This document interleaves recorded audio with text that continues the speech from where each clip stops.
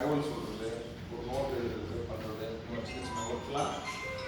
ஏன்னா எலெக்ஷன் கிட்ட வந்துருச்சு, இப்போ 64 கூட்டணி பெரிய ஊராட்சி, எல்லாரும் நான் வர முடியாதுல்ல. அதனால பொறுப்பாளர் சொல்லி போட்டாச்சு. இவருக்கு வந்து 14 கூட்டு கொடுத்து உங்கூர் பொண்ணு வைப்பி நமது மூலம் சொல்லிட்டு ஏதாவது தகவலாம் அவர் சொல்லுவார். நல்லது கட்ட சம்பவம். இந்த பட்டா என்ன எத்தனை பட்டா பண்ணிருக்கு, நீர் குடி போக அதை வாங்கி கொடுத்துடலாம். நீர் குடிக்க ஆகாது, அது ஆகாது. அது தெளிவாக காண்றது.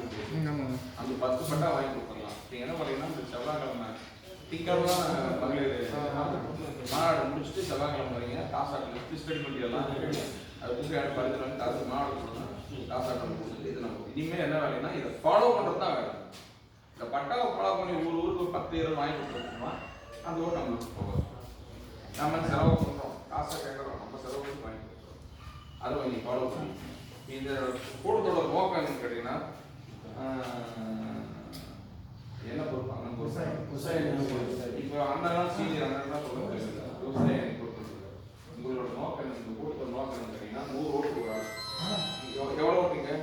770 7 பேர் பிஎல்சி 7 பேர்.